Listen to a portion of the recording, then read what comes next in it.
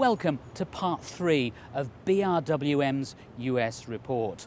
Last time we found out how instead of entrusting their savings to active fund managers, investors here in the States are increasingly choosing passive funds instead.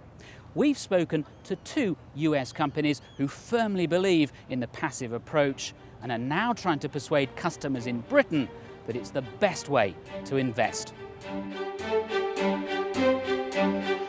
Passive investing is big and growing in the US today, but it didn't happen overnight.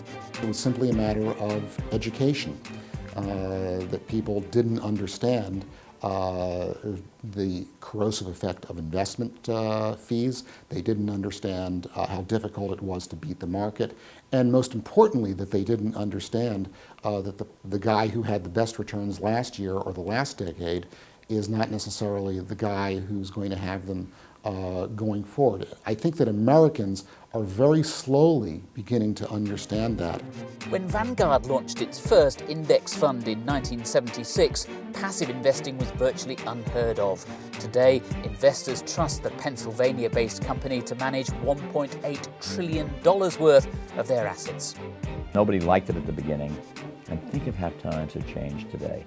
The indexing business owns 25% of all the stock in America, counting the pension holdings and the mutual fund holdings.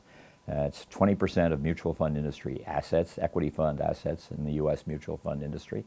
So it's become a major force.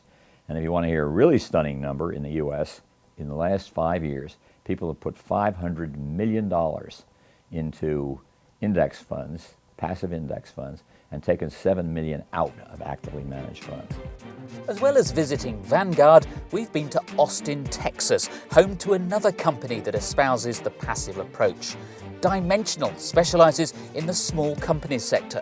When we first started, people said, look, all this tests on market efficiency, all these tests were done on large cap managers because there weren't any small cap managers. So we feel confident that in the small cap area, that's the area where they'll be able to add value. But if you look at our evidence over the last 30 years, there are very few small cap funds that have done as well as we have in terms of performance. Both Vanguard and Dimensional are now bringing the passive gospel to the UK, where active fund managers dominate to an even greater extent than they do in the US. When we first opened our London office in 2009, we had 3 employees there.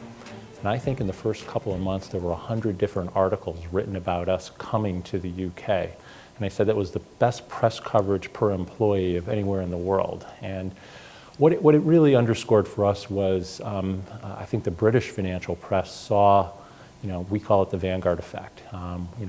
Bringing somebody like us into the market would put a much more focus on cost, diversification, quality of service, and so forth. And we think cost is a really important part of investing. And all else being equal, low-cost investments tend to beat high-cost investments. And I think the UK was hungry for that.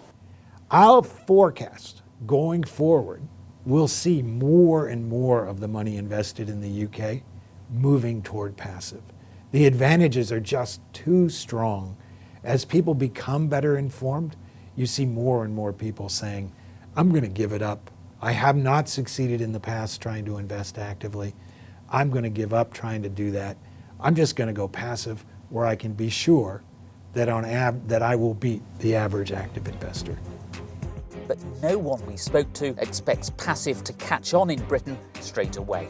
Human nature being what it is, I think that people are more interested in excitement and the idea, the potential for higher returns, and the fact that the financial services industry is basically a sales-driven industry. They will always continue to come up with investment products that tempt people. The passive investors really are the ones who have to ignore that noise.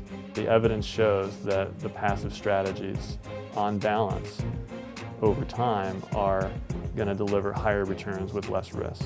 Once you start looking into it and you read a book, might be John Bogle's book, I have several books out there, there are many good books about passive investing. You start reading these books, it leads to another book, and it leads to another book, and it leads to another website, it leads to another video, and all of a sudden you have like what I had, which is a chemical reaction. And you say, I get it. The light comes on, and once that happens, you change, you never go back to the other side. And that's what will happen in Europe as well. That's it for part 3. Join us for our final part, when we'll be looking at how to build a passive fund portfolio.